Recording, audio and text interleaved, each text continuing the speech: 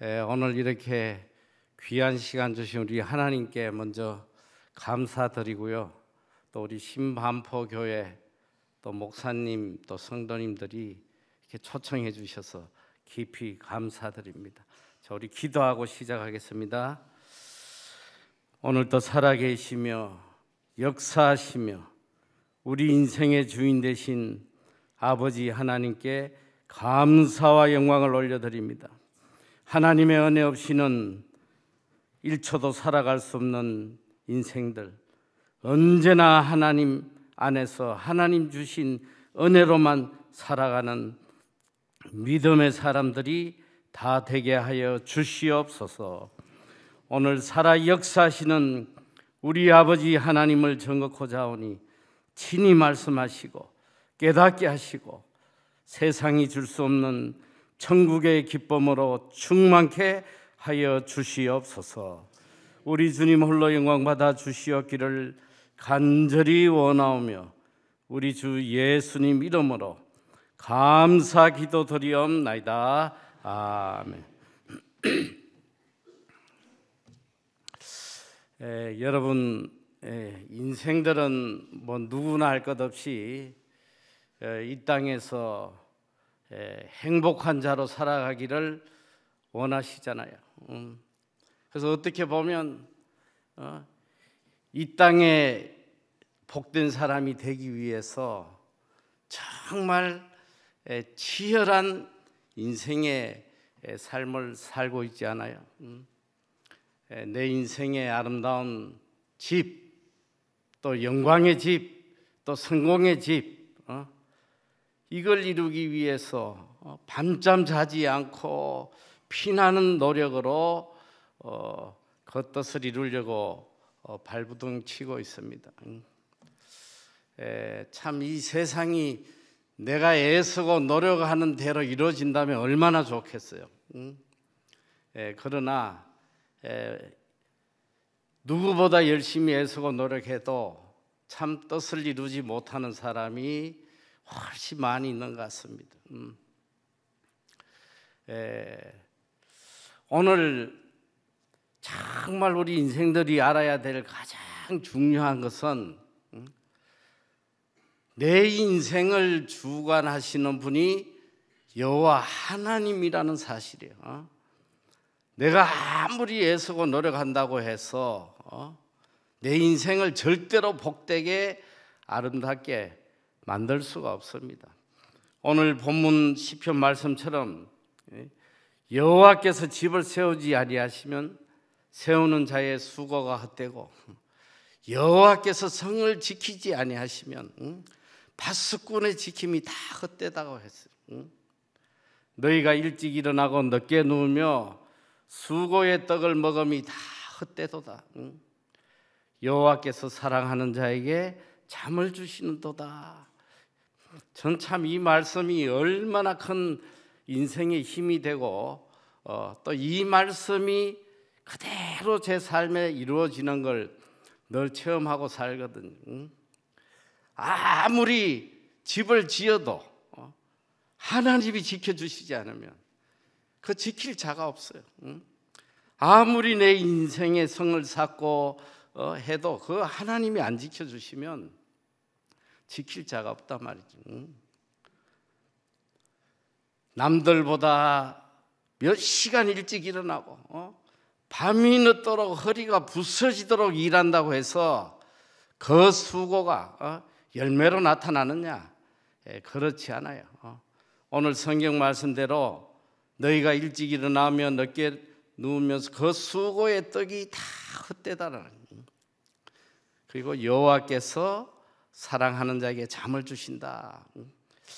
저는 사실 이 말씀이 제일 은혜가 돼요.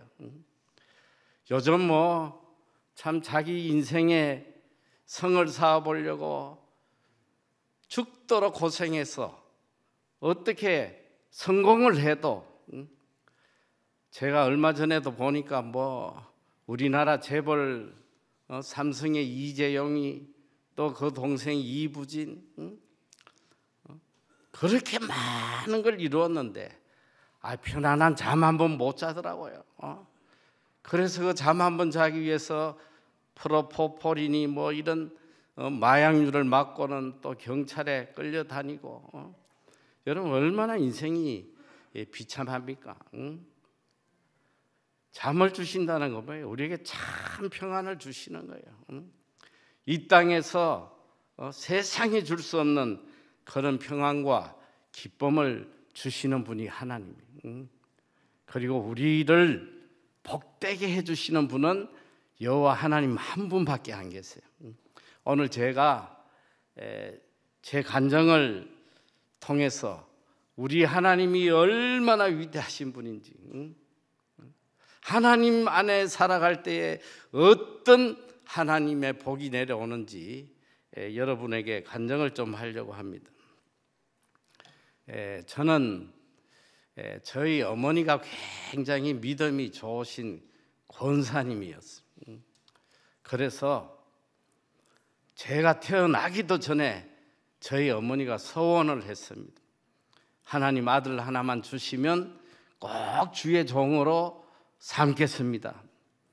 저하고 한마디 상의도 안 하고 그냥 갖다 바치셔가지고 제가 굉장히 인생에 고난이 많았어요.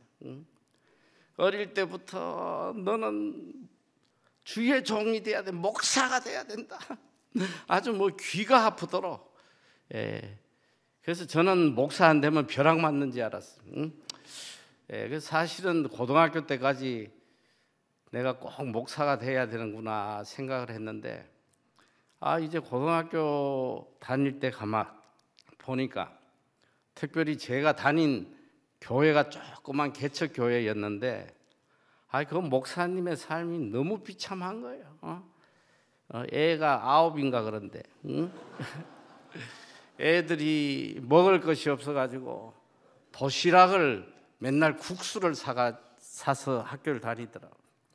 그런 모습을 보니까 죽었다 깨어나도 목사를 못 하겠더라고.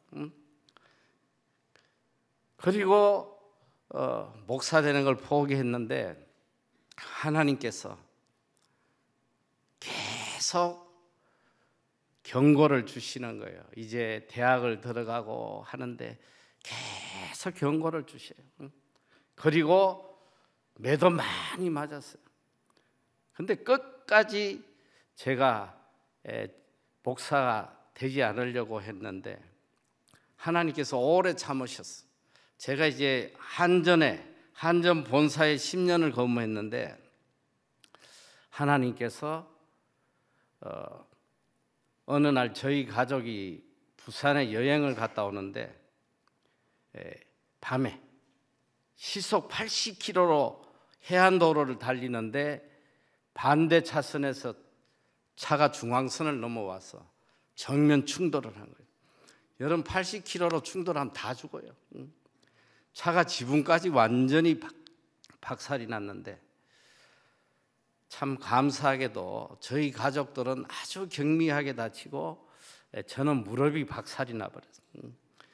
그래서 병원에서 6개월 동안 대수술을 받고 완전히 장애인이 되었어요. 걸을 수가 없는, 이 무릎이 뭐 꼼짝도 안 하니까 이 수술 받고 나서 움직이질 않아요. 뭐 할 수 없잖아요. 하나님 앞에 또 회개를 열심히 했습니다. 이 병원을 걸어서 나가게만 해주시면 바로 신학하겠다고. 그런데 하나님께서 그 기도를 들어주셨는데 제가 기도를 잘못했어요. 여러분이 기도하실 때 정신 똑바로 차리고 앞뒤 재가면서 해야지 급하게 기도하면 안 돼. 제가 너무 급하니까 걸어서만 나가게 해주시면 주의 종이 되겠다고. 근데 하나님이 걸어서 나가게 해주셨는데 어떻게 걸어서 나가게 해주셨냐면 장애 5급으로 한 발 한 발 그냥 찔뚝거리면서 간신히 걸어 나왔어요. 그래서 제가 평생 후회한 게 그때 단 하나를 더 넣을 걸. 이 병원에서 정상적으로 걸어 나가게 해주시면 신학을 하겠다고 했어야 되는데 그걸 빼먹어 가지고 장애 5급이라는 큰 이 핸디캡을 가지고 그러고 병원을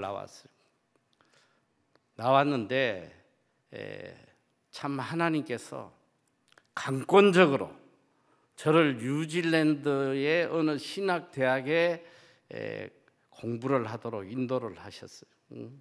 그때 제 나이가 38살인데 한전을 그만두고 집 한 채 있는 걸 팔아서 무작정 그냥 뉴질랜드로 공부를 하러 갔는데, 사실 저는 뭐 뉴질랜드가 유럽에 어디 붙어 있는지 알았어요. 덴마크 옆인가 뭐 그런지 알고 갔는데 아시아권이더라고요. 가서 신학 공부를 하는데 참 그 뭐 인생에 그런 지역이 없죠. 나이 40이 다 돼서 영어로 신학 공부를 한다는 거, 이거 자체도 고통이고, 그리고 더 고통스러운 게 뭐냐면 집 한 채 팔아갔는데 이게 아무리 거지처럼 살아도 돈이 줄어드는데 이게 심장이 멎는 것 같더라고. 이러다가 인생이 끝나지 않나. 그리고 정말 더 두려웠던 건 뭐냐면 신학을 졸업하고 와도 미래가 하나도 안 보이는 거예요. 저같이 다 늙은 사람을 어디에서 무슨 채용을 해줄 사람이 어디 있고, 또 더군다나 뉴질랜드에 저는 전혀 영주권 자격이 안 되는, 거기 오랫동안 체류할 수도 없는 그런 절박한 상황이 되더라고요. 그 사실은 뭐 신학 공부하면서 하루하루가 저에게는 너무너무 고통스러운 순간이었죠. 한 줄기 빛도 보이지 않는 그 두려움 속에서 제가 할 수 있는 길은 오직 한 가지밖에 없는 거예요. 밤마다 그냥 책상 밑에 쭈그리고 앉아서 하나님께 눈물로 기도한 거죠. 저를 여기까지 인도하셨으니까 저도 어떻게든 주의 일 할 수 있도록 길을 좀 열어주십시오. 매일 밤마다 통곡을 하는데 어느 날 하나님께서 말씀하시는 거예요. 아무것도 염려하지 마라. 내가 5년 안에 너에게 선교센터와 영어학교를 세워주겠다. 여러분, 이게 믿어집니까? 그런데 밤마다 기도할 때마다 꼭 같이 말씀하신. 제가 그래서 어느 날 하나님의 이 말씀을 믿고 시인하고 만나는 사람마다 이 하나님이 주신 이 놀라운 말씀을 전하기 시작한 거예요. 우리 하나님께서 5년 안에 선교센터와 영어학교를 세워주십니다 했더니 전부 다 저를 보더니 드디어 갔구나 갔어. 우리 교회 그 정집사라는 여자분이 하나 있는데 이분이 내가 그 이야기를 하니까 저한테 대놓고 그래요. 왜 이렇게 허풍을 떠세요? 자기 남편하고 똑같다 하면서 얼마나 무안을 주는지. 그리고 이 여자는 얼마 뒤에 호주로 또 이민을 가버렸습니다. 그런데 사실 제가 하나님이 이 기적 같은 일들을 이뤄주신 다음에 제가 호주에 여러 교회 집회를 갔는데 호주 시드니에 가서 집회를 할 때 제가 물어가지고 이 정집사란 여자를 찾아냈어요. 그래가지고 제가 그때 CBS 방송국 새롭게 하소서에 출연한 그 CD가 있는데 그걸 줬어요. 여기 보면 당신 이야기도 나오니까 꼭 한번 들어봐라 했더니 그날 밤에 전화가 왔어요. 호텔로 전화가 왔어요. 제가 그걸 봤는데 너무너무 내가 은혜를 받았는데 자기는 그런 이야기를 한 적이 없다는 거예요. 그러면서 이제 남편하고 전심을 좀 사고 싶다고 해서 그 다음날 만나가지고 이야기를 하는데 자기는 절대 그런 이야기 한 적 없다는 거예요. 그러니까 그 남편이 옆에 있다가 아이 목사님 이 여자가 항상 이런다고 말해놓고 안 했다고 그런다고 정말 뭐 그런 말을 할 수밖에 없죠. 조그만 집에 새 들어 사는 주제에 뭐 선교센터가 어쩌고 영어 학교가 어쩌고 하니까 이 제정신이 아닌 걸로 보이죠. 하나님께서 기도 중에 계속 5년 안에 영어학교 선교센터 세워주시겠다 이렇게 했는데 3년이 지나도록 아무 일도 일어나지 않는 거예요. 그런데 3년이 지날 무렵에 기도 중에 하나님께서 느닷없이 실버데일에 가서 땅을 사라는 거예요. 실버데일이 어디냐면 뉴질랜드 제일 큰 도시가 오클랜드인데 거기서 고속도로 차를 타고 한 30분을 가야 돼요. 허벌판이에요. 아무것도 없는 푸른 초장이에요. 뭐 정확히 말하면 아무것도 없는 건 아니고 소하고 양만 있는데 거기에 땅을 사라는 거예요. 아니 집세도 낼 형편이 안 되는데 무슨 땅을 살 돈이 어디 있으며 그 다음에 이 목장지대에서 뭐 내가 무슨 양을 키울 것도 아니고 그런데 계속 기도 중에 말씀. 그 제가 견디다 못해서 그 실버데일이라는 곳을 한번 찾아가 봤어요. 혹시나 하나님께서 여기에 영어학교를 세워주시려나. 그래서 제가 학교 할 만한 땅이 있나 한번 거기서 물어봤어요. 여러 곳을 다니면서 저는 한 2,000평 정도면 학교를 세우겠다 해서 물어보는데 그 땅 개발업자를 한 사람을 만났어요. 뉴질랜드 사람인데 너가 왜 여기서 땅을 찾냐? 내가 여기 크리스찬 학교를 세우고 싶다 했더니 이분이 자기도 크리스찬인데 그 참 좋은 생각이라고. 지금은 그런 땅이 없지만 내가 땅이 나오면 연락을 주겠다 해서 전화번호를 주고받고 헤어졌어요. 그래서 저는 잊어버렸어요. 이게 내 기도가 잘못된 기도려니 하고 잊어버렸어요. 그리고 몇 달의 시간이 지났는데 기도하는 중에 하나님께서 너무 다급하게 지금 당장 실버데일로 가라는 거예요. 지금 당장 가라는 거예요. 그때 전화가 한 통 왔는데 바로 이 땅 개발업자가 전화를 했어요. 너희가 찾는 너무 좋은 땅이 나왔으니까 빨리 오라는 거예요. 그래서 제가 급하게 해가 질 무렵에 급하게 그곳을 갔는데 저에게 땅을 보여주는 거예요. 언덕에서 그 땅을 보여주는데 저는 2,000평짜리 땅을 찾았는데 그 땅이 몇 평이냐면 17만 평. 끝이 보이지 않는 땅을 보여주는 거예요. 그런데 그게 그때 얼마에 나왔냐면 200만 불. 우리 돈으로 16억이었어요. 아니 집세도 못 낼 판에 무슨 16억짜리 땅을 사. 그냥 구경을 이렇게 하고는 있는데 갑자기 성령께서 저에게 하시는 말씀이 이 땅은 내가 너를 위해 준비한 땅이니까 계약하라는 거예요. 무슨 돈으로 계약을 해? 응? 계약하라는 거예요. 그런데 땅 주인이 우리에게 묘한 제안을 하는 거예요. 당신이 이 땅을 사면 2년 뒤에 갚도록 해줄 테니까 사라는 거예요. 제가 이 간증을 하면 이 부분에 와서 다른 교회 가면 아멘 아멘 해요. 확실히 반포는 수준이 높아. 아니 여기서 아멘 할 게 아니잖아. 2년 뒤에는 무슨 재주로 제가 갖겠어 그 돈을. 그런데 성령께서 말씀하시면서 제 마음에 말로 할 수 없는 평안함을 주시는 거예요.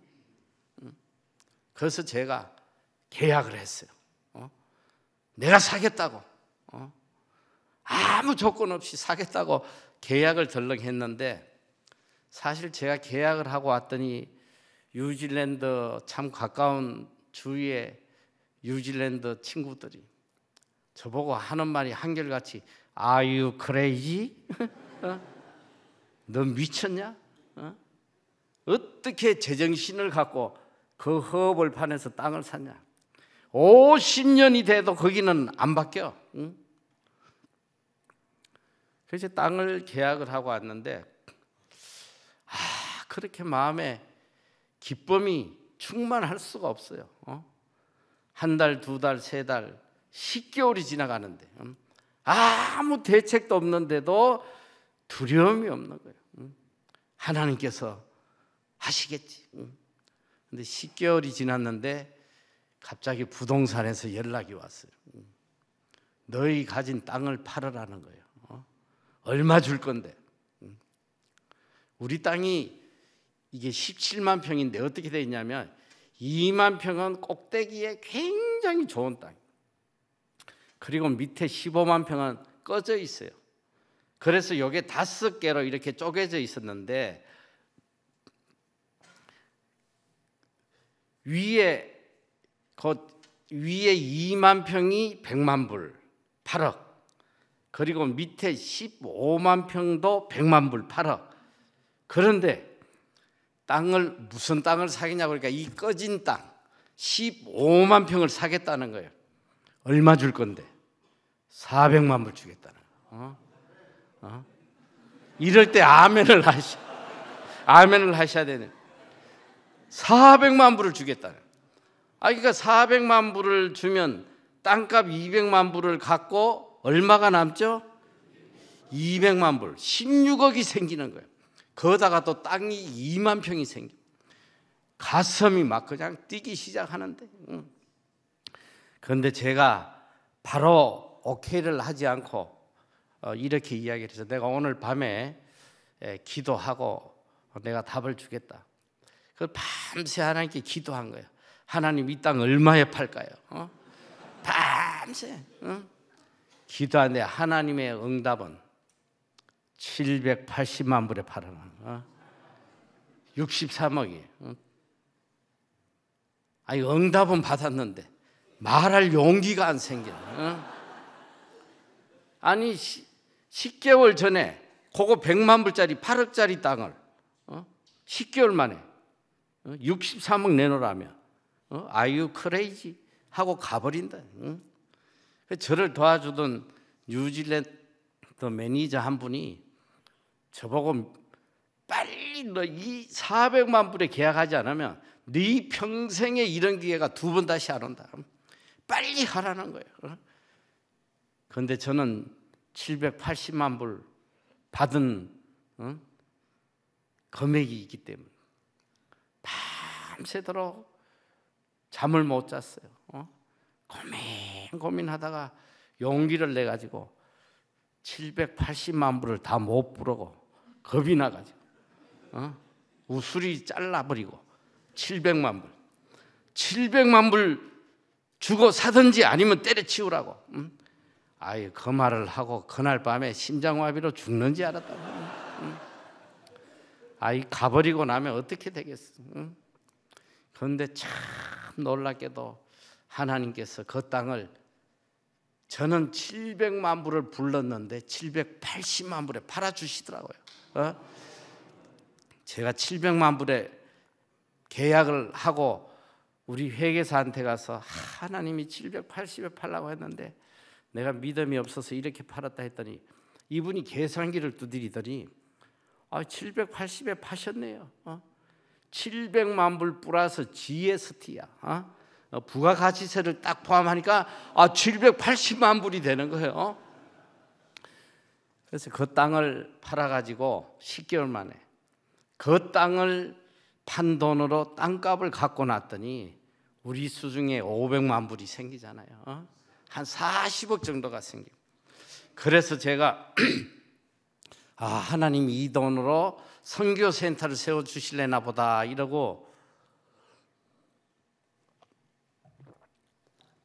빌딩을 찾아다니는데 아무리 찾아도 그 돈 갖고는 빌딩을 살 수가 없는 거예요. 그런데 하나님께서 저를 11층 되는 유리 빌딩, 너무 멋진 빌딩으로 인도하시는 거예요. 자, 빌딩 한번 보고 할까요? 자, 4번 사진 한번 띄워주실래요? 여러분이 이 빌딩을 보면 어느 정도 크긴지 잘 모르시는데 우리 최전도사님은 갔다 오셔가지고 제가 거짓말을 못해요. 저 평수가 한 평이 거의 300평 가까이 돼요. 굉장히 큰 빌딩이에요. 이 빌딩을 보여주시는데 그때 이 빌딩이 100억이 넘어갔어요. 팔려고 내놨는데 제가 하나님 앞에 기도를 했어. 하나님, 이 빌딩 얼마에 오판해야 될까요? 하나님이 주신 금액이 700만 불이에요. 7, 8이 56억 정도. 그래서 제가 이 부동산에게 56억에 우리가 이 700만 불에 오판을 내겠다 했더니 부동산이 욕을 하고 가더라고. 지금 무슨 장난하냐 하면서 누가 이걸 반값에 주냐고. 근데 그분이 한국 분인데 교회 집사님이에요. 그래서 하나님이 분명히 역사하실 거다. 제발 한번 오파를 좀 내달라. 예언을 했더니 이렇게 또 부탁을 하시니까 자기가 이걸 못하더라도 한번 갖다는 줘보겠다고. 그걸 갖다 줬는데 마지막 날까지 아무 응답이 없어요. 제가 그 다음 날은 한국을 나와야 되기 때문에 이게 다 끝났구나 하고 포기하고 있는 상태인데 새벽 2시에 700만 불에 주겠다고 계약서에 서명을 해서 팩스를 보냈더라고요. 하나님께서 이걸 반값에 우리에게 빌딩을 주셨는데 이 빌딩에 가봤더니 정말 놀라운 일이 있어요. 첫째 놀라운 일은 뭐냐면 이 빌딩이 3년 동안 텅텅 비어 있은 거예요. 완전히 유령 빌딩이에요. 거기에 2개 층의 세입자가 있고 다 비어 있어요. 그리고 또 놀란 점이 뭐냐면 이 빌딩 안에 정말 멋진 영어 학교가 세워져 있는 거예요. 그래서 이제 빌딩을 인수를 해서 갔더니 이 빌딩 그 학교의 오너가 저희한테 너희들 학교 필요하지 않냐고, 이 학교 그냥 공짜로 줄 테니까 가지라고. 그래서 그 학교를 그냥 얻은 거예요. 이 뉴질랜드에서 이 영어 학교를 세운다는 것은 몇 년이 걸리고 어마어마한 돈이 들어가고 우리는 꿈에도 생각할 수 없는 그런 일인데 그냥 학교 모든 시설까지 다 그냥 주고 가버린 거예요. 그러니까 하나님께서 5년 안에 영어 학교와 선교센터를 세워준다는 말씀이 그대로 이루어진 거예요. 5년 만에. 그래서 저희가 가서 제일 먼저 한 일이 뭐냐면 이 빌딩을 선교센터로 만들어야 되겠다. 그래서 뉴질랜드에 그냥 여기저기 흩어져 있는 모든 선교기관들을 끌어모은 거예요. 선교기관들이 열악해서 전부 다 창고에서 일하고 집에 차고에서 일하고 뭐 이런 기관들을 다 모아가지고 선교센터, 뉴질랜드 최대 선교센터를 만들어요. 무려 국제 선교기관 17개가 여기 들어와가지고 함께 지금도 일을 하고 있어요.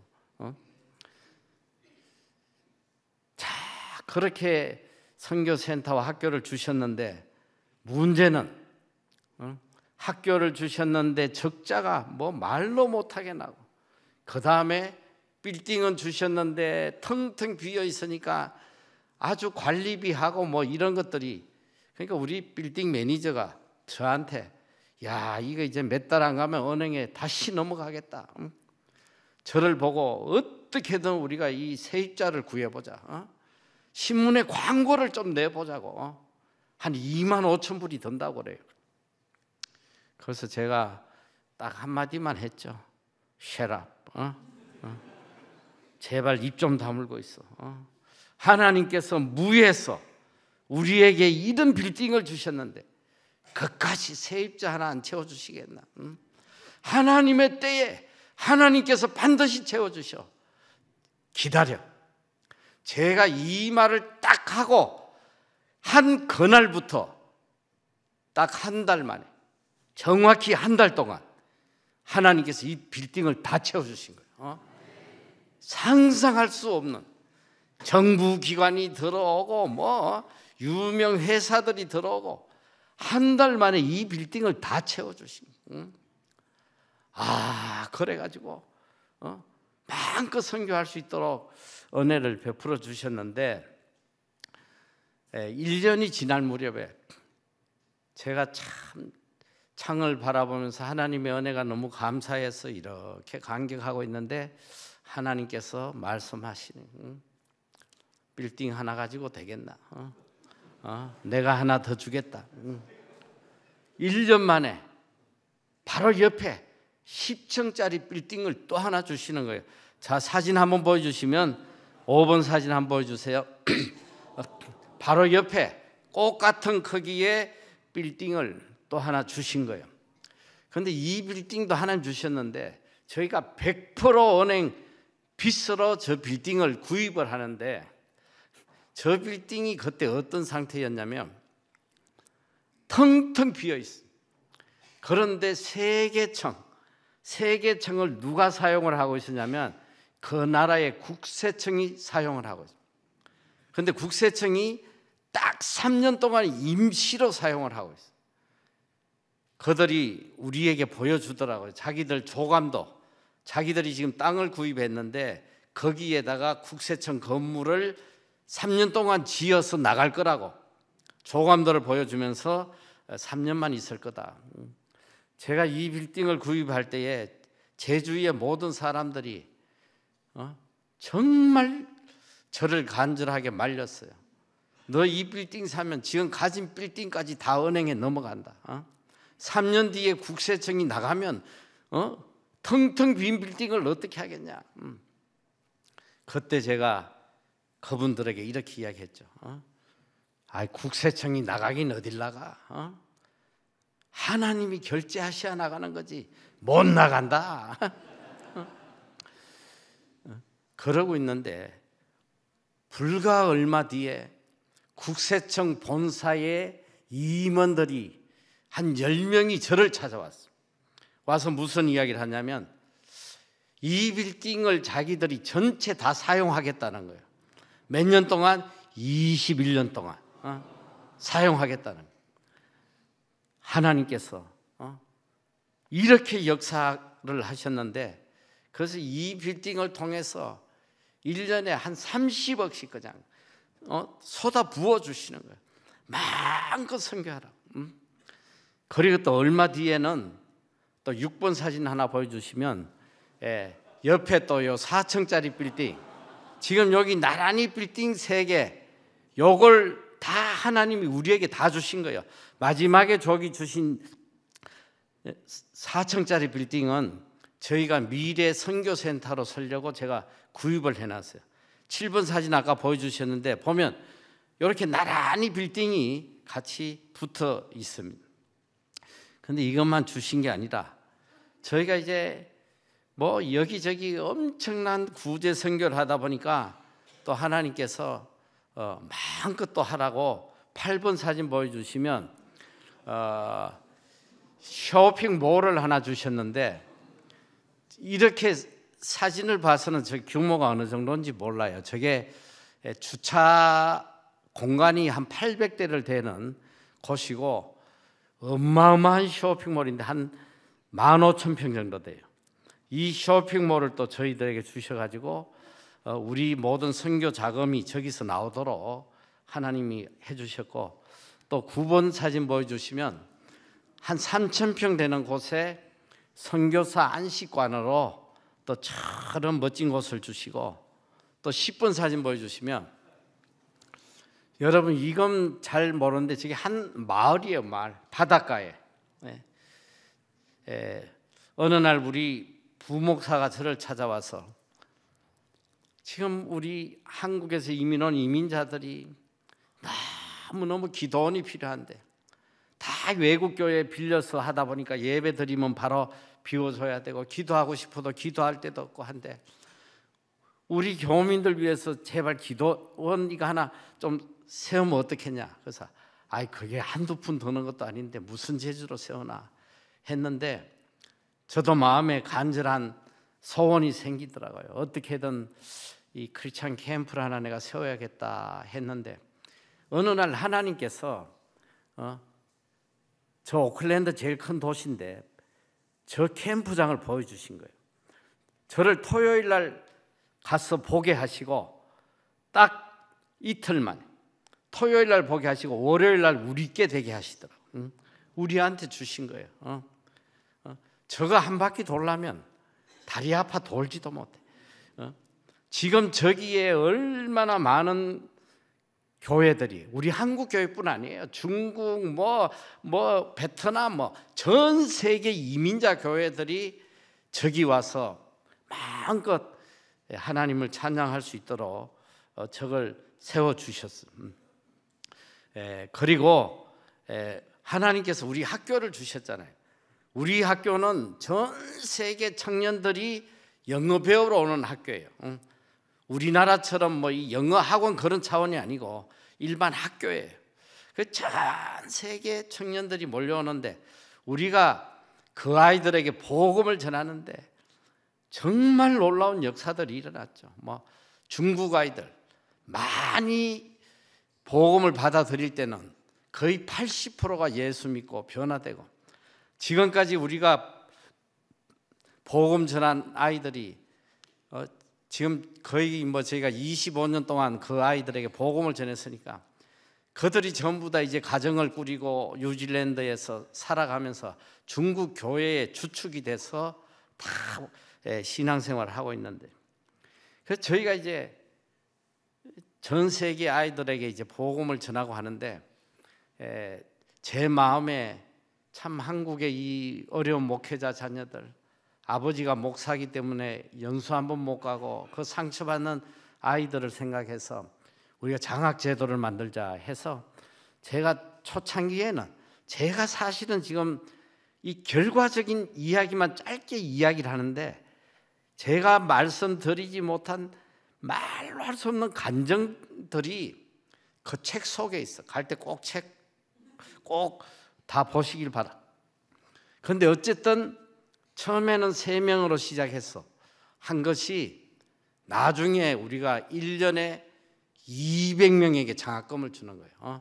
목회자 자녀뿐 아니라 누구든지 크리스찬 자녀들은 다 지원할 수 있도록 해서 제가 한 25년 동안 3,000명 가까이를 이 신앙교육과 더불어 영어 훈련을 시켰는데 그러니까 우리 이 장학제도를 통해서 훈련받은 아이들이 거기서 목회자와 사모들이 어마어마하게 나온 거예요.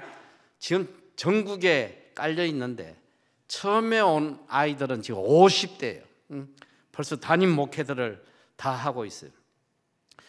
그래서 이 학교를 통해서 참 놀라운 역사를 하나님 보여주셨는데 그래서 이 우리 장학생들 어려운 목회자 자녀들 이 아이들에게 장학금을 주다 보니까 또 어떤 문제가 생기냐. 생활비가 없는 거예요. 홈스테이 하는 생활비가 없어가지고 너무 힘들어 하길래 또 하나님께 우리가 장학관을 구했죠. 우리 아이들이 마음껏 머무를 수 있는 좋은 장학관을 좀 달라고 기도했는데 하나님께서 자 11번 사진 보여주시면 우리 장학관은 대저택이라 최소 방이 5개 이상 돼야 되는 이 장학관으로 몇 채를 주셨냐? 어쨌든 집을 무려 35채를 35채를 주셔가지고 지금 제가 좀 이따 간증하겠지만 우리가 지금 노숙자 독거노인 사역하는데 지금 매년 한 채씩 2채씩 계속 팔고 있거든. 이걸로 마음껏 이 사역할 수 있도록 하나님이 다 채워주신 거예요. 12번 사진 보여주시면 우리 학교에 이렇게 장학생들이 한 번에 한 1년에 200명 정도씩 왔고, 13번 사진 보여주시면 우리가 이 국제 선교 단체, 여기 글자가 작아서 잘 안 보이지만 국제 선교 기관들의 위클리프, 성경 번역하는 곳, 뭐 또 MAF 항공 선교, 뭐 또 중동 선교, 뭐 이런 국제 선교 단체 17개가 우리 빌딩에서 저희가 렌트비 하나도 안 받고 관리비 다 지원해주고 마음껏 선교하도록 지금 20년이 넘도록 이분들이 지금도 함께 선교를 하고 있습니다. 그리고 제가 또 한국에 매년 2차례씩 집회를 나왔는데 올 때마다 제 마음에 항상 참 안타까웠던 게 이 폐지 줍는 노인들, 또 노숙자들, 이런 분들 보면서 어떻게든 저분들에게 따뜻한 밥 한 그릇이라도 먹여야겠다 해서 제가 이 무료 급식을 하려고 애를 썼는데, 그 수원에 이제 그 장안공원이라고 거기에 노인들이 한 200명씩 모여서 굶는 분들이 많아요. 그분들을 먹이려고 사실은 거기에 조그만 식당을 하나 만들려고 단층짜리 집을 하나 살려고 찾아 헤매드는데, 하나님께서 14번 사진 보여주시면 7층짜리 되는 빌딩을 하나 주셨어요. 그 이 다니엘 선교센터를 저기에 세워서 지금 놀라운 역사가 일어나고 있잖아요. 자, 한번 15번 사진 보여주시면 저희가 지금 노숙자, 독거노인을 위한 교회를 세워가지고 토요일 주일날 한 200명 정도씩 완전히 이분들이 이제 우리 성도가 됐어요. 3년 동안 아침에 11시 예배를 시작하면 벌써 9시부터 교회가 차기 시작해요. 이분들이 와서 이분들 중에 재직이 12명 세워졌고, 또 이분들 중에 성가대도 세워지고, 성가대 평균 연령이 한 75세 정도 돼요. 이분들이 주인이 돼서 지금 교회를 섬기고 있고, 또 16번 보면 이제 16번 사람 토요일마다 우리가 이분들에게 식사를, 아주 맛있는 식사를 제공하는데 아침 8시부터 이 식사하는 분들이 오셔가지고, 그러니까 매주 최소 40명에서 많이 올 때 70명까지 오셔가지고 300인분이 넘는 식사 준비를 하고, 또 17번 보면 17번 사진 보여주시면 저희가 이제 이 선물 꾸러미, 이 생명 꾸러미라고 해서 이분들이 일주일 동안 먹을 이제 뭐 햇반이라든지 컵라면이라든지 두유라든지 감빵이라든지 뭐 이런 거 한 10가지를 넣어가지고 생명 꾸러미를 만들어요. 이걸 매주 거의 1000개를 만들어내는 거예요. 이거 포장하는 것도 얼마나 일이 많은지 몰라요. 그래서 해가지고 저희가 이제 토요일, 주일 등 우리 선교센터에서 예배를 드리고, 월요일 날 5시에는 수원역에 가서 노숙자들과 그 광장에서 예배를 드리고 또 다 이 선물 세트를 나눠줘요. 거기서도 많은 분들이 오죠. 수원역에 한 250여 분, 또 목요일 날은 10시에 영등포 역 앞 롯데 앞 광장에서 한 300~400명이 매주 목요일 날 거기서 같이 또 예배를 드리고 저희가 이 선물 보따리를 나눠주고 있어요. 18번 사진 보여주시면 저희가 매달 이렇게 또 이발 봉사하는 분들이 오셔서 또 이발도 해드리고, 19번 사진 보여주시면 이렇게 이제 와서 식사들 하고 가시고, 20번 사진 또 이제 수시로 20번 사진 좀 띄워주시면 이 여러 교회에서 와서 의료 봉사를 해주세요. 영양제도 놔주시고 또 뭐 필요한 진료도 해주시고.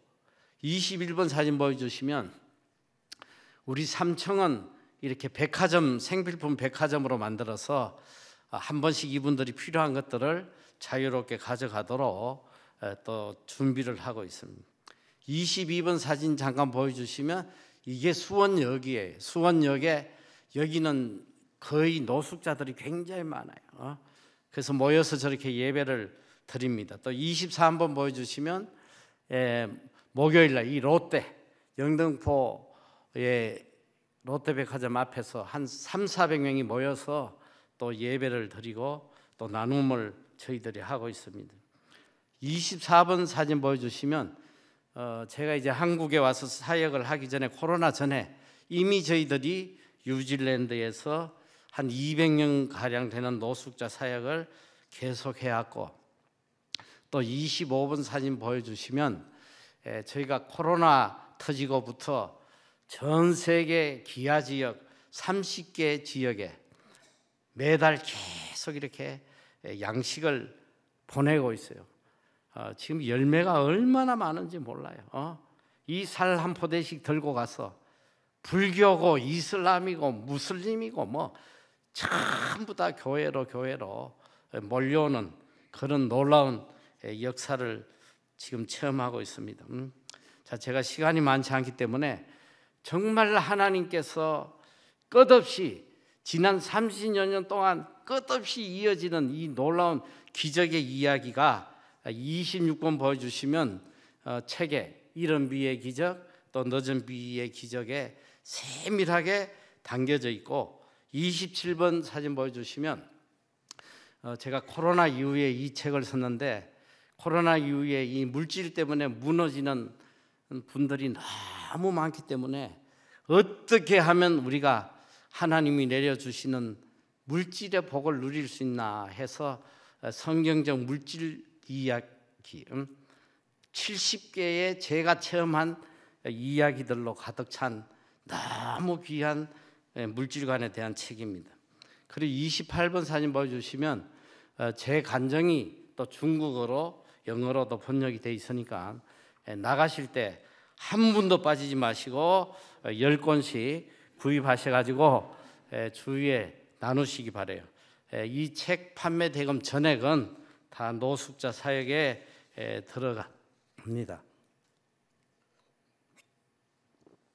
제가 이제 시간이 많이 흘렀기 때문에 몇 가지만 중요한 말씀을 나누고 마치도록 할 텐데, 여러분, 하나님은요, 하나님의 자녀들이 이 땅에 축복의 통로가 되기를 바랐어요. 모든 사람에게 은혜를 베풀고 살아가는 이런 복된 자로 살아가기를 원하세요. 여러분 부모님들의 마음이 뭐예요? 내 자식이 잘 되고 선을 행하고 살아간다면 그보다 더 큰 기쁨이 없잖아요. 우리를 향하신 하나님의 마음이 그 마음이시. 우리가 이 세상 사람들에게 은혜를 베풀고 하나님의 사랑을 베풀고 살아가도록 축복의 근원이 되는, 축복의 통로가 되는 이런 삶을 살기를 원하세요. 오늘 여기 새로 오신 분들도 계시고 또 이제 우리 성도님들 계시지만, 저에게 하나님께서 끝없이 이어지는 기적을 통해서 이 선한 일을 할 수 있도록 은혜를 내려주시는 데는 한 가지 이유가 있어요. 저는 그 법을 알아요. 우리가 어떻게 살 때에 하나님이 이런 은혜를 내려주시는지 저는 평생을 체험하고 살기 때문에 오늘 이걸 여러분에게 좀 함께 나누려고 하는데, 여러분, 우리가 성경 하나님의 말씀대로 살면 이 복을 다 누리는데, 성경이 얼마나 방대합니까? 66권 말씀. 그런데 예수님께서 이 성경을 다 요약해가지고 성경 전체를 간단하게 우리에게 설명을 했어요. 자, 마태복음 22장 37절에서 40절까지 보면, 자, 한번 읽어볼까요? 다 같이 시작. 예수께서 이르시되 내 마음을 다하고 목숨을 다하고 뜻을 다하여 주 너희 하나님을 사랑하라 하셨으니 이것이 크고 첫째 되는 계명이요 둘째도 그와 같으니 내 이웃을 내 자신같이 사랑하라 하셨으니 이 두 계명이 온 율법과 선지자의 강령이리라. 자, 이게 정답이에요. 이게 성경 전체예요. 성경 66권은 우리에게 딱 두 계명 가르치는 거예요. 하나님 사랑, 이웃 사랑. 여러분, 이 두 계명은 두 계명이지만 한 계명이에요. 이건 절대 분리가 되지 않아. 그래서 여기 보면 둘째도 그와 같으니, 이게 뭐냐? 그와 같으니 same이란 말, 똑같단 말이에요. 하나님을 사랑하는 것과 이웃을 사랑하는 것은 똑같은 계명이다. 이 두 계명이 온 율법이요 선지자의 강령이다. 이건 성경 전체라는 거예요. 오늘 제가 보니까 제일 안타까운 게 뭐냐면, 하나님을 나름대로 사랑하려고 굉장히 애를 많이 써. 열심히 예배드리고 성경 읽고 기도하고, 교회 안에서는 다 성자같이 열심히 하나님을 사랑하는. 그런데 문제는 교회 문 밖에만 나가면 딴 사람이 되더란 말이에요. 하나님을 사랑하는데 이웃에 대한 사랑이 하나도 없어. 이웃이 굶어 죽든지 말든지 눈길도 안 주는 이런 분들이 얼마나 많은지 몰라요. 교회 안에서. 너무너무 안타깝잖아요. 여러분, 내가 하나님 사랑한다면서 이웃을 사랑하지 않는다면 이건 다 거짓말이에요. 우리가 하나님 사랑을 어떻게 하냐? 이웃 사랑을 통해서 하나님을 사랑하는 거예요. 이 가난하고 병들고 어려운 이웃에게 향한 것이 바로 나에게 향한 거거든. 하나님 자신에게 한 것이라고 그랬거든. 우리가 어떻게 이웃을 사랑하지 않으면서 하나님을 사랑한다고 할 수 있겠어요? 자, 우리가 너무나 잘 아는 말씀이에요. 너희는 세상의 빛이다. 너희 빛을 세상에 비추라는 거예요. 자, 마태복음 5장 16절 예수님이 이렇게 말씀하신 거예요. 다 같이 한번 시작. 이같이 너희 빛이 사람 앞에 비치게 하여 그들로 너희 착한 행실을 보고 하늘에 계신 너희 아버지께 영광을 돌리게 해라. 여러분, 빛이 뭐예요? 서울대 가는 게 빛입니까? 판검사 되는 게 빛이에요?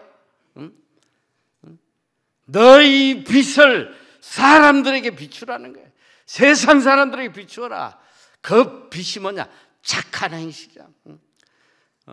하나님을 알지 못하는 세상 사람들이 너희 착한 행실을 보고 하늘에 계신 아버지께 영광 돌리는 삶을 살아라. 이것이 빛된 삶이다. 여러분, 이게 선교예요. 이게 선교란 말이야. 백날 예수 믿으라고 떠들어봐야 눈도 깜짝 안 해요. 아니, 굶어 죽어가는 사람에게는 빵이 복음이야. 빵이 복음. 그들을 살려내는 게 복음이란 말이에요. 저는 우리가 이제 하나님을 사랑하는 첫 걸음이 이웃 사랑인데, 이웃 사랑의 첫 걸음이 뭐냐면 구제예요. 여러분, 굶어 죽어가는 이웃에게 먹을 것도 안 주는데 무엇으로 이웃을 사랑한다는 거예요? 이게 가장 첫 번째 길이죠.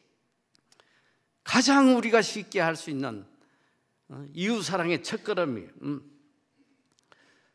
오늘 하나님께서 우리를 이 땅에 보내신 목적이 뭔지 아세요?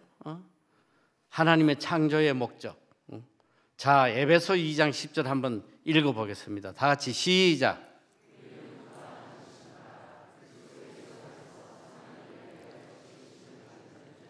이 일은 하나님이 전에 예비하사 우리로 그 가운데서 행하게 하려 하심이니. 자, 하나님이 우리를 왜 창조하셨어요? 선한 일 하라고. 선한 일 하라고. 창조의 목적이 선한 일 하라는 거예요. 그리고 더 놀라운 말씀은 예수님이 우리를 대신해서 십자가에 죽어주셨잖아요. 왜 죽어주신지 알아요? 디도서 2장 14절 한번 읽어보겠습니다. 다 같이 시작. 그가 우리를 대신하여 자신을 주심은 모든 불법에서 우리를 속량하시고 우리를 깨끗하게 하사 선한 일을 열심히 하는 자기 백성이 되게 하려 하십니다. 여러분, 주님이 우리 죄를 대신해서 죽어주신 목적도 우리가 의로운 자로서 이 땅에서 선한 일을 열심히 하는 하나님의 백성 되라고 죽어주신 거예요. 더 놀라운 말씀은, 자, 하나님이 우리에게 성경을 주셨는데 왜 성경을 주셨냐? 디모데후서 3장 16절 이하 시작. 모든 성경은 하나님의 감동으로 된 것으로 교훈과 책망과 바르게 함과 의로 교육하기에 유익하니 이는 하나님의 사람으로 온전하게 하며 모든 선한 일을 행할 능력을 갖추게 하려 함이라. 아멘. 성경을 왜 주셨냐? 선한 일 할 능력을 갖추라고 주신 거예요. 여러분, 오늘 하나님이 우리를 이 땅에 보내신 것은 우리의 선한 행실을 통해서 믿지 않는 자들이 하나님께 돌아오도록 이거 하라고 우리를 보내셨단 말이에요. 제가 참 안타까운 것은 오늘 우리 많은 성도님들이 믿음에 대해서 참 잘못된 생각을 갖고 있어요. 내가 예수 믿으면 나는 천국 간다. 천국 가는데 나의 행위하고는 아무 상관도 없다. 로마서의 주제가 바로 오직 믿음으로 천국 간다는 거예요. 어떤 우리의 행위로도 천국 가지 못한다는 거예요. 이게 로마서의 주제예요. 자, 그런데 이 바울이 말한 이 믿음은 어떤 믿음이냐? 하나님을 모르는, 예수 그리스도를 모르는,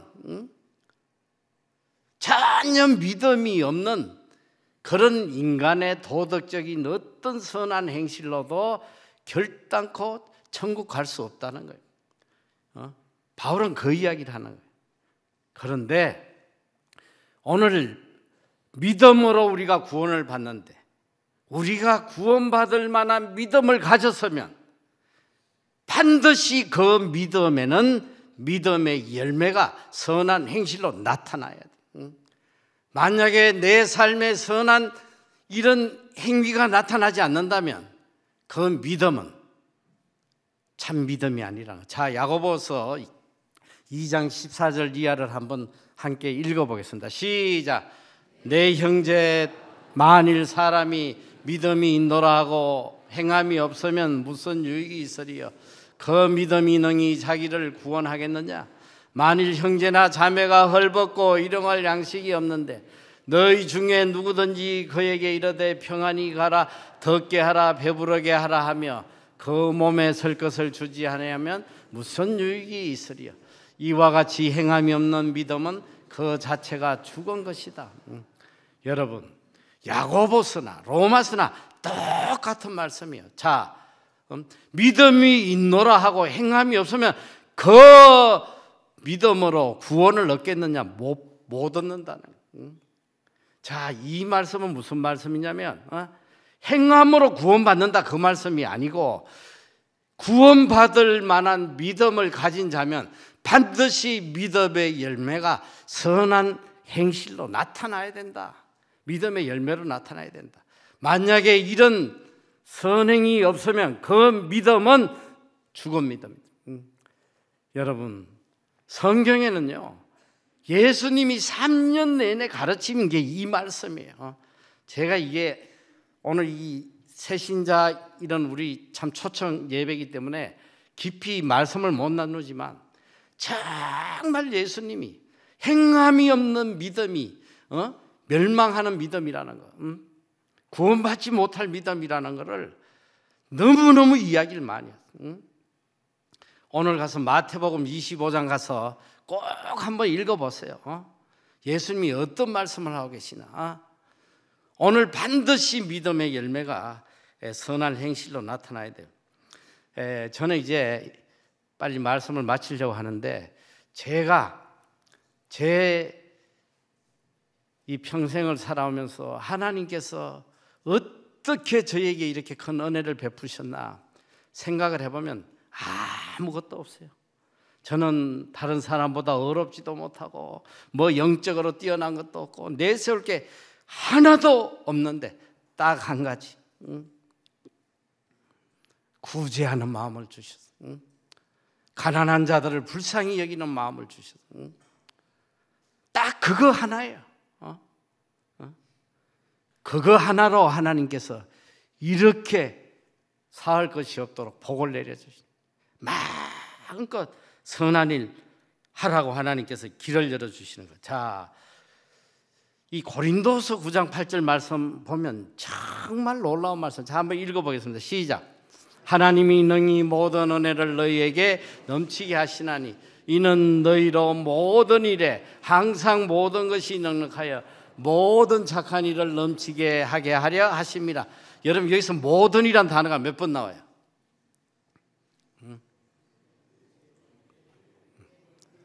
아유, 여기 수준이 높으시네. 바로 4번이라고 그러는. 딴 데 가면 3번이라고 그러는데. 자, 여러분 한번 보세요. 자, 하나님이 능히 모든 은혜를, 아니 하나님 앞에 은혜를 하나만 받아도 그냥 복이 넘칠 텐데 하나님이 모든 은혜를 다 주시는데 어떻게 주시냐? 넘치게 주시네. 넘치게. 그리고 너희가 하는 모든 일, 그러니까 내가 하는 모든 일마다 항상 죽을 때까지 항상 모든 것이 다 차고 넘쳐가지고 모든 착한 일을 넘치게 하게 하려 하십니다. 여러분, 이 말씀이 여러분 삶에 일어난다면 다 끝난 거 아니에요? 더 이상 신경 쓸 일이 뭐가 있겠어? 내가 하는 일마다 하나님께서 은혜를 부어주시고 그냥 차고 넘치도록 채워주셔가지고 마음껏 착한 일을 그냥 자자손손 착한 일 하다가 천국 가게 하심. 이 말씀을 언제 주셨냐? 이 바울이 3차 전도 여행을 떠나서 마게도냐 지방에 가 있을 때에 예루살렘 땅에 흉년이 들어가지고 우리 성도들이 다 죽어간다는 소식을 듣고 그가 이 마게도냐 고린도 지역에 가서 한 번도 얼굴이 본 적이 없는 그들에게 우리 형제들이 굶어 죽으니까 구제 좀 해라, 구제 헌금해라 할 때에 고린도서 8장 2절에 보면 이 마게도냐 교인들이 그들이 어떤 상황에 있었냐? 외적으로는 심한 핍박이야. 예수 믿는다고 잡아 죽이고 가는 데마다 그냥 죽이려고 하고 핍박받는 그 와중에, 그리고 내적으로는 찢어지는 가난 속에, 극한 가난 속에 자기도 먹고 살기 어려운 그런 상황 속에서 한 번도 얼굴을 본 적이 없는 예루살렘 형제들이 굶어 죽는다는 그 말을 듣고 헌금을 하는데 어떻게 했냐? 첫째로 풍성하겠다, 풍성. 둘째로 기쁨으로 했다는 거예요. 기쁨으로 풍성하게 내 형제 살리겠다. 내 먹을 거 안 먹고 헌금을 할 때에 이 바울을 통해서 주신 하나님의 말씀이에요. 모든 은혜를 너희에게 주시고 모든 일에 항상 모든 것이 넉넉하여 모든 착한 일을 마음껏 하기. 우리 하나님의 약속의 말씀이에요. 하나님 말씀은 절대로 거짓이 없어요. 자, 구제하는 자에게 어떤 은혜를 베푸시냐? 잠언 11장 24절 이하에 한번 읽어보겠습니다. 시작. 헛터 구제하여도 더욱 부하게 되는 일이 있나니 과도히 아껴도 가난하게 될 뿐이다. 구제를 좋아하는 자는 풍족하여질 것이요 남을 윤택하게 하는 자는 자기도 가여지리라. 여러분, 이게 하나님의 방법이에요. 하나님의 방법은 세상의 경제 원리와 다르단 말이에요. 우리는 하나님의 은혜로 살아가는 거예요. 세상의 원리로 살아가는 게 아니에요. 구제하면 다 없어질 것 같지만 구제하면 더욱 부하게 되는 거예요. 차고 넘치도록 부어주죠. 구제를 좋아하면 일평생 착한 일 마음껏 하고 가도록 채워주시는. 그리고 하나님이 구제를 하는 그 후손들에게 어떤 복을 주시나? 시편 37편 25절 이하 한번 읽어보시죠. 시작.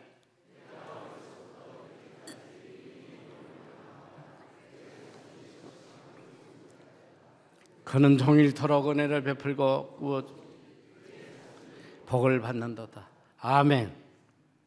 구제하면요, 여러분 자식들이 다 복 받아요. 제가 참 밤을 새서 이 말씀을 전거해도 시간이 부족하지만 오늘 여기까지 내가 마치는데, 이제 마치면서 제가 제 간증 하나만 하고 이제 마치도록 하겠습니다. 저는 참 청년 시절까지 찢어지게 가난했어요.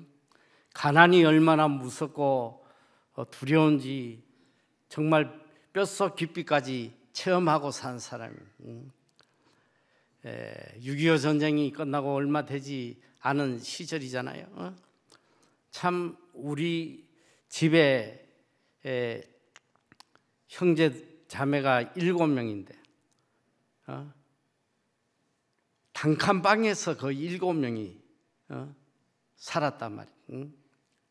그러니까 지금도 제가 기억이 생생해요. 저녁만 되면 전쟁이야. 발치에서 안 자려고. 그냥 발치에 자면 밤새도록 채이니까 맨날 우리 누나들이 그거 싸움 박질하고 있더라고. 서로 안 자겠다고. 그리고 한 끼 한 끼를 정말 걱정하면서 제가 어릴 때 기억이 맨날 외상하러 다닌 기억밖에 없어. 이 가게 가서 외상하고 저 가게 가서 우리 어머니가 시키니까 먹을 게 없으니까.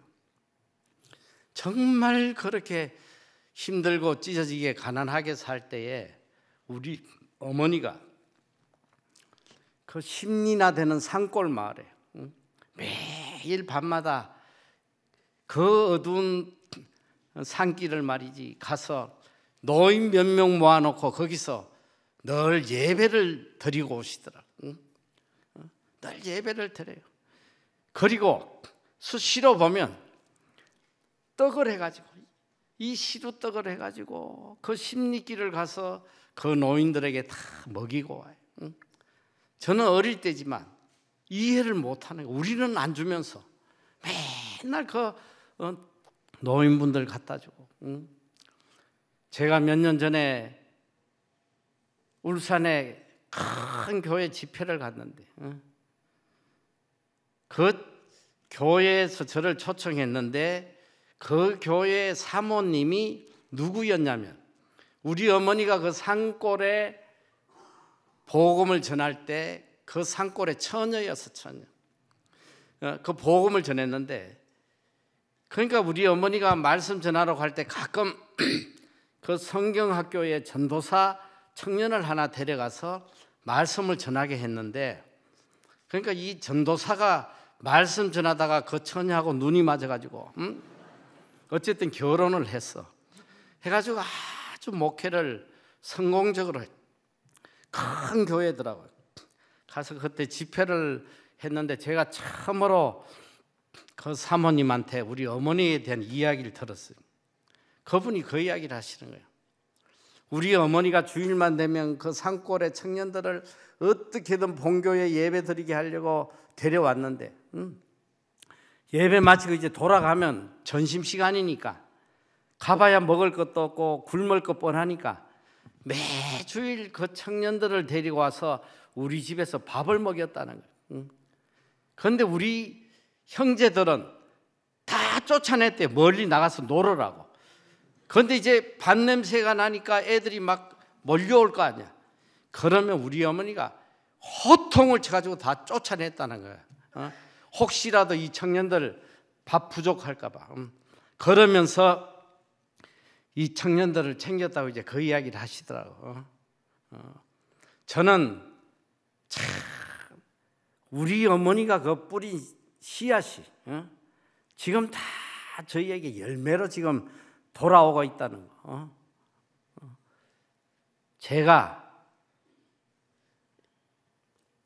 이것이 오직 참 우리 부모님이 뿌린 씨앗의 열매라고 생각하는 것은 우리 어머니가요 일평생 한 번도 저에게 뭐 공부 열심히 해라 그런 소리 한 적이 없어. 공부에는 아무 관심이 없어. 맨날 너 하나님 잘생겨야 된다, 하나님 떠나면 죽는다, 막 맨날 그 소리만 해. 그러니까 공부할 이유가 없잖아. 그 하기 싫은 공부. 그리고 그때는 너무너무 가난했기 때문에 제가 국민학교 1학년, 2학년 때부터 학교에 가면 공부를 안 했어요. 너무 배가 고프니까. 이 책보를 들고 가서 던져놓고 몰래 나와가지고 뭘 했냐면 계속 이 철공소 뭐 이런 데 가면서 쇠붙이를 주는 거예요. 쇠붙이. 그러니까 하루 종일 쇠붙이 이렇게 한 뭉치를 주어서 가면, 그때는 이 젓가락 두드리면 이거 뭐야, 이거 가위 들고 짹짹하면 엿장수들이 다녔거든. 그거 갖다 주면 엿장수가 엿을 요만큼 잘라줘요. 그러면 그걸 넣어 가지고 어떻게 하면 안 녹게 할까 해가지고 뭐 난리를 치고 했는데, 그때 제가 제일 기뻤던 소리가 엿먹어. 이 엿먹어 이 한마디가 제일 저한테 복음이라, 복음. 그러고 살았어. 그리고 그러니까 뭐 국민학교 6년 내내 제 머리에 남는 건 아무것도 없어. 그냥 배고픈 거, 그거밖에 기억이 없네. 그러니까 그래가지고 제가 참 잊지 못하는데, 국민학교 2학년 때 그 여자 선생인데, 이 구구단 숙제를 내줬는데 제가 뭐 공부를 아예 안 했으니까 숙제를 검사하는데 그 이렇게 한 바퀴 도는 거 선생이 이렇게 동그라미 쳐주면서 그 사이에 내가 막 적어냈거든. 거짓말로 2, 8, 3, 2, 12 막 멋대로 적어냈는데 한 번은 그냥 잘했다고 동그라미 쳐주고 가더라고요. 그러니까 자신감을 얻어가지고 그 다음날 또 했는데, 세상에 이 못된 선생이. 저는 그때 그냥 뼈만 남아서 영양실조야. 얼굴도 노랗고 또 키도 그냥 다른 애 반밖에 안 되는데, 그 어린애를 귀샤대기를 그냥 얼마나 때리는지. 못된 여자대. 제가 오죽하면 어른이 돼가지고 그 여자를 한번 찾아보려고 하는데 찾을 방법이 없어가지고 그러고 제가 살았는데, 그때 꼴찌 하던 게 뭐 어디 가겠어. 중학교 때도 꼴찌, 뭐 고등학교 때도 꼴찌. 고등학교 2학년을 갔더니 우열반을 나누는데 열반에 들어가더라고. 아무 소망이 없는 거예요. 뭐 다 포기했으니까. 저는 또 특별히 문과이기 때문에 아주 숫자만 나오면 그냥 정신이 하나도 없어. 그러니까 숫자 나오는 걸 다 포기하니까 수학도 포기하고, 숫자 기호가 나오면 다 포기해. 수학, 물리, 생물, 지학 뭐 하다 보니까 반은 포기해버려요. 그러니까 꼴찌를 할 수밖에 없어. 그러니까 이 열반에서 학교를 다니는데, 그런데 또 열반에 있는 애들이요, 학교는 또 제일 일찍 와요. 왜 일찍 오나 봤더니 이 도시락 빨리 밑에 넣어가지고 누룽지 만들려고. 아주 이게 경쟁이야, 새벽같이 와서 그냥 난로 위에 먼저 도시락 놓으려고. 그게 유일한 낙이에요. 근데 학교를 가서 앉아 있는데 뭐 그때도 이미 야자라는 게 있었어. 밤 10시까지 붙잡아 놓고는 그냥 코피가 책상 위에 뚝뚝 떨어지는데 아무 소망도 없는데 그걸 매일 보고 있으니까 기가 차잖아요. 그래서 제가 굳은 결심을 한 거야. 하나님, 지금 안 되겠습니다. 제가 지금부터라도 중학교 1학년 거라도 내가 다시 하겠습니다. 그래가지고 결단을 내가 학교 자퇴를 해버렸어. 자퇴를 했는데 뭐 우리 부모님들이 뭐 난리가 났죠. 가서 그냥 졸업장이라도 받아오지. 왜 학교를 그만뒀냐고 해서 맨날 도망 다니고 이랬어. 그때 중학교 1학년 거 가지고 혼자서 뭐 학원 갈 형편도 안 되고 그러고 공부를 해가지고 이제 검정고시를 보는데, 검정고시는 보통 한 6개월 학원 다니면 웬만하면 붙더라고요. 저는 뭐 학원 다닐 형편도 안 되고 해서 검정고시를 보는데 계속 떨어진대. 몇 년 동안 떨어졌냐? 3년 동안 떨어지더라. 3년을 떨어지고 나니까 그 마음고생하고 이게 얼마나 마음을 고생했는지 아주 얼굴이 바싹 늙어버렸어. 그러니까 20살도 안 됐는데 제가 나오면요 40대 아저씨들이 정중하게 인사해요. 우리 형이 저보다 13살이 많은데 우리 형 추정 친구들이 우리 집에 와서 저를 보면요 90도로 인사해요. 아, 큰 형님 계신지 몰랐다. 그때 바싹 늙은 게 아직까지도 회복이 안 돼가지고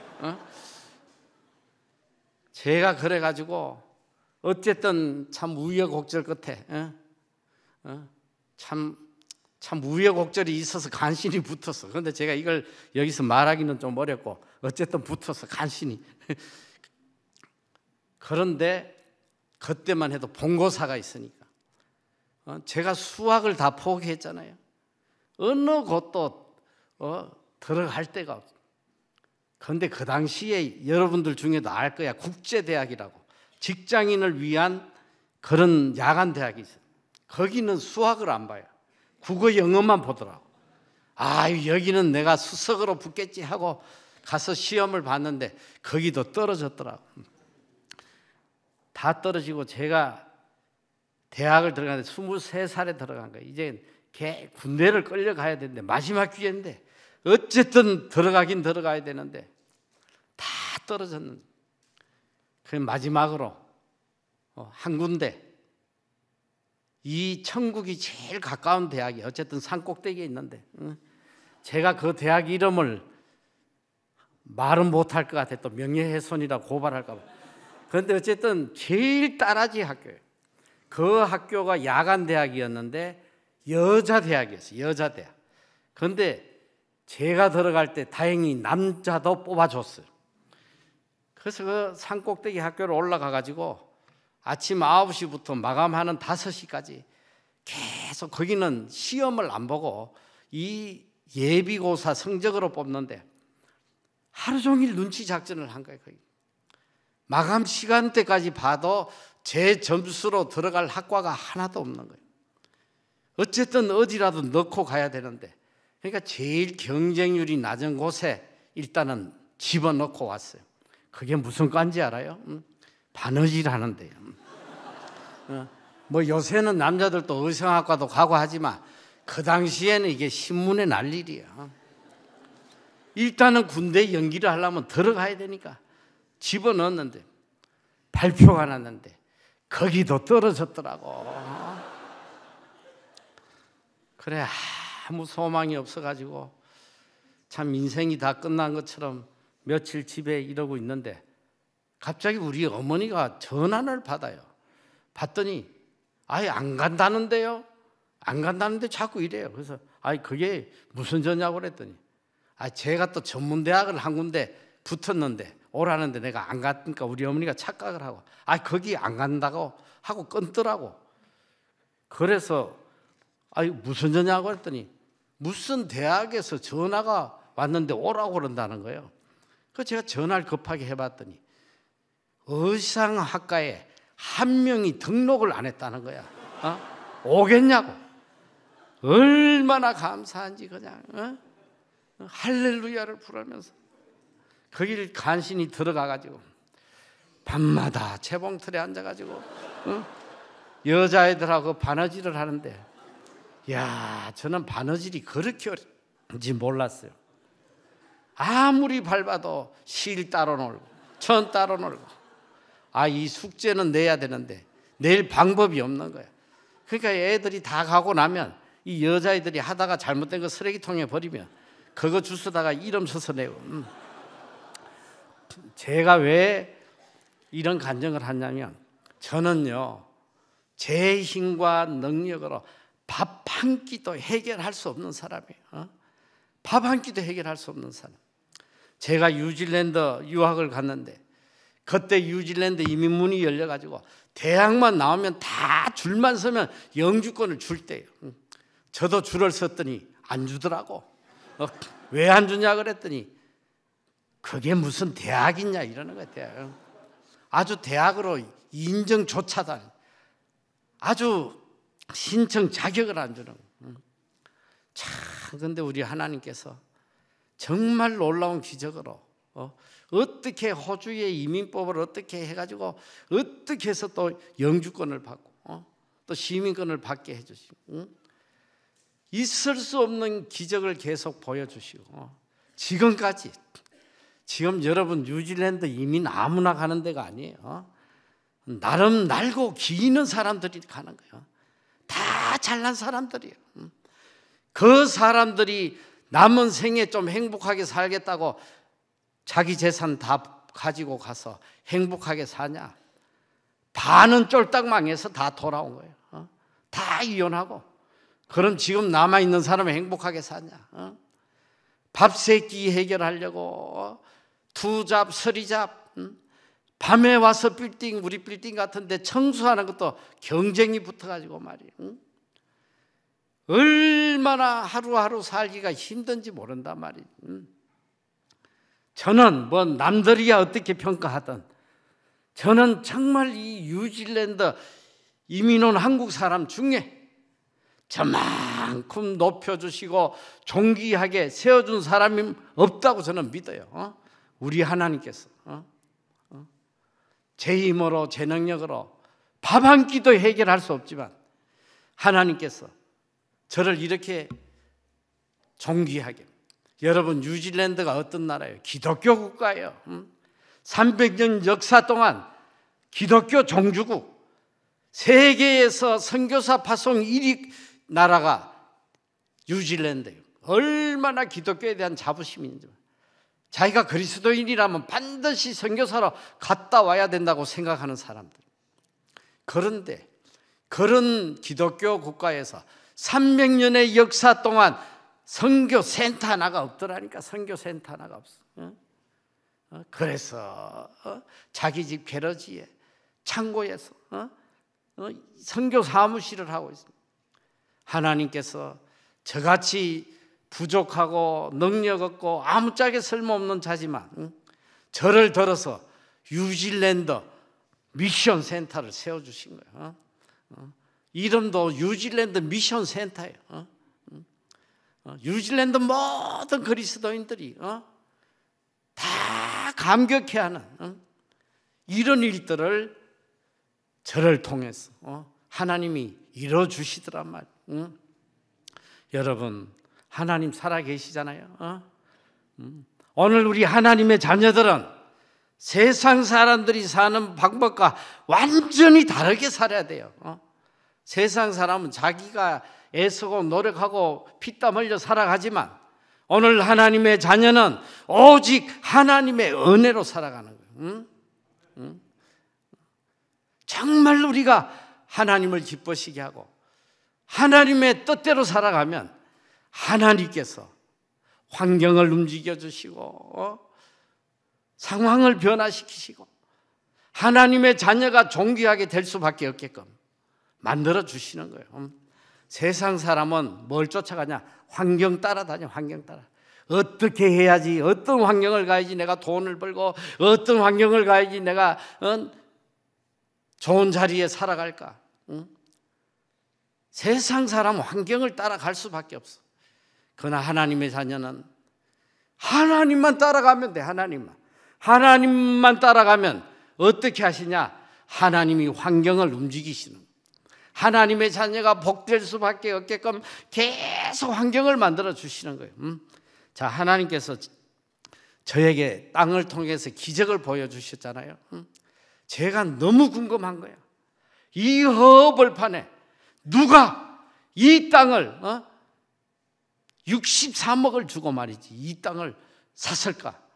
너무 궁금해서 알아봤더니 어떤 일이 있었냐면 어느 큰 회사가 그 땅을 샀는데 그때에 그 지역의 카운실, 시청에서 비밀리에 프로젝트를 한 거예요. 그 땅에 어마어마한 프로젝트를 계획하고 있는 극비를, 정보를 얘들이 빼낸 거야. 대기업에서. 그래가지고 거기 있는 땅을 그냥 달라는 대로 주고 산 거예요. 그런데 제가 그 땅을 판 지가 벌써 거의 30년 전에 팔았습니다. 그럼 그 땅이 지금 프로젝트가 됐냐? 아직도 거기는 소하고 양밖에 없어. 아무것도 없는 거예요. 여러분, 이분이 우리 하나님이세요. 제가 텅텅 빈 빌딩을 샀을 때 사람들이 다 저보고 미쳤다고 그랬어요. 이 죽은 도시에 이 3년 동안 텅텅 비어 있는데 망하려고 작정을 했나? 우리가 들어가고 난 뒤에 그 지역이 지금 뉴질랜드에서 제일 발전하는 곳으로 바뀐 거예요. 하나님께서 어디를 가든지 복되게 하시고 환경을 만들어 가시고, 그러니까 이 하나님을 쫓아가는 사람은 아무 염려가 없어. 아무 걱정할 게 없어. 그저 하나님이 기뻐하시는 대로만 살면 되는 거야. 그러니까 한 가지만 생각하냐. 자나 깨나 어떻게 하면 하나님께 영광 돌릴까? 너희가 먹든지 마시든지 무엇을 하든지 하나님께 영광 돌려라. 그거 하나만 생각해요. 물질을 주시면 이 물질을 가지고 어떻게 하면 하나님이 기뻐하시는 데 사용할까? 그러니까 너무너무 마음이 기쁘잖아요. 걱정할 거 하나도 없어. 그런데 돈 몇 푼만 생기면 어떤 종목에 투자해야지 이거 수익률이 높을까? 밤새도록 그냥 거짓하다가 불면증 걸려가지고 머리 다 빠지고. 여러분, 하나님의 자녀는 좀 하나님 자녀답게 살아요. 하나님만 기쁘시게 해드리면 다 끝난단 말이에요. 내 가정도 내 자식도 내 사업도 하나님이 책임져 주시. 하나님. 제가 지난주엔가 뉴스 보니까 강남의 초등학교 아이들이 다른 지역 초등학교 아이들보다 정신병이 5배가 심하다. 여기도 강남이죠. 여러분, 내 자식 하나님이 키워주시는 거예요. 애들 그냥 인류대학 들어가야 된다, 그냥 머리 쥐어박고 맨날 학원 보내고. 여러분, 세상적인 방법으로 자식들 키우면 다 망하는 거예요. 학원 보낼 돈 있으면 애 손 붙잡고 애하고 그 돈으로 가난한 자, 불쌍한 자 찾아다니면서 구제 한번 해보란 말이에요. 하나님이 그 자녀에게 어떤 복을 주시는지.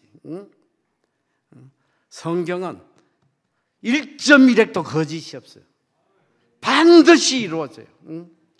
여러분 자녀들이 정말 복된 자가 되려면 하나님으로부터 복받는 자녀로 키워야 돼요. 저같이 밥 한 끼도 해결할 수 없는, 학교라고 인정도 안 해주는 그런 데를 나왔지만 그 잘난 사람들, 그 뉴질랜드 수많은 잘난 사람들, 그런 사람들이 우리 빌딩에 와서 청소하겠다고 난리지. 하나님 살아계세요. 제가 말씀을 맺을 텐데, 여러분 우리가 정말 하나님 믿기로 해서면 하나님을 향한 절대적 믿음 가져. 절대적 믿음. 하나님만이 나를 복 주실 분이다. 하나님만이 나를 지켜주실 분이다. 하나님만의 진정한 복이 있다는 거, 평안이 있다는 거, 내 자식들의 성공이 있다는 거, 이걸 믿고 앞으로 전적으로 하나님 기뻐하시는, 특별히 이웃사랑, 이웃사랑이 하나님 사랑의 첫걸음이에요. 이웃사랑의 첫걸음이 구제예요. 불쌍하고 가난한 자들. 제가 짧게 마태복음 25장 하나만 이야기하고 끝을 내는데, 마태복음 25장에 보면 오늘 가서 꼭 읽어보세요. 예수님이 재림하러 오시는 장면이에요. 천사들을 데리고 영광 중에 이 땅에 오셔가지고 양과 염소를 구분해. 양은 의인이고 염소는 이거 바로 악인들이에요. 이 의인들에게 이야기합니다. 너는 내가 헐벗을 때 입히고 배고플 때 먹이고 병들었을 때 돌봐주고. 너는 영생을 얻을 것이다. 영생. 그때 의인들이 이야기합니다. 주님, 우리가 언제 주님께 그런 일을 했습니까? 지극히 작은 자 하나에게 나에게 한 것이다. 너희는 영생을 얻을 것이다. 이 악인들에게는 너희는 지극히 작은 자에게 안 했기 때문에 영벌을 받을 것이다. 지옥불에 떨어질 것이다. 여러분, 예수님이 재림 오셔갖고 심판하는데 천국 보내는 자, 지옥 보내는 자, 이 판단 기준이 선행을 했느냐 안 했느냐 이거더란 말이지. 그러면 믿음으로 천국 간다는 말은 뭐예요? 그 지금 예수님이 말씀하시는 거는 행위로 천국 간다는 말씀이 아니고, 너희가 정말 천국 갈 믿음을 가진 자라면 너희 삶 속에 반드시 이런 선행이 열매로 나타나야 된다는 걸 가르쳐 주시는 거예요. 여러분, 정말 이제 말로만 사랑하지 말고 혀로만 사랑하지 말고 정말 죽어가는 내 이웃, 눈물 흘리고 고통 속에 있는 내 이웃, 여러분에게 큰 거 바라지 않아요. 냉수 한 그릇, 냉수 한 그릇 소자에게 주는 자에게도 결단코 상을 잃지 않을 것이라고 했어요. 커피 한 잔만 안 먹어도 5,000원이야. 조금만 내가 아끼고 절약하면 불쌍한 이웃들 얼마든지 도울 수 있어요. 여러분, 이 구제가 모든 축복의 첫걸음이라는 거 생각하고, 구제의 대상이 누구냐? 가난하고 불쌍한 사람이 아니에요.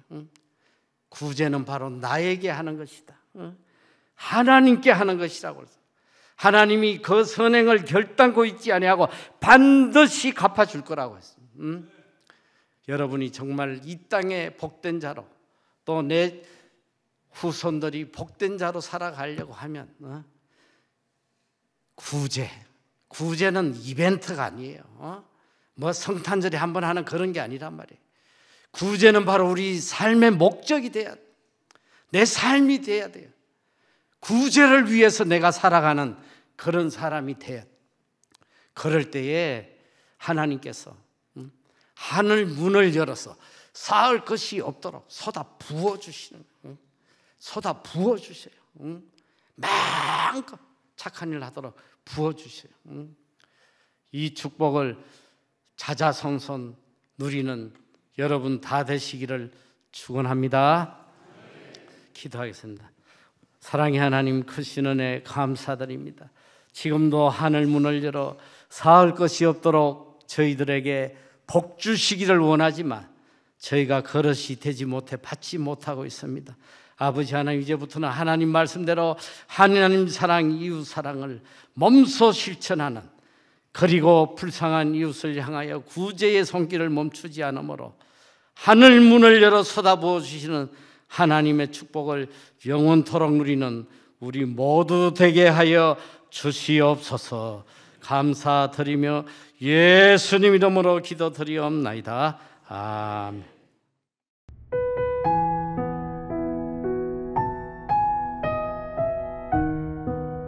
우리 인간들 중에 죄 없는 사람이 있어요, 없어요?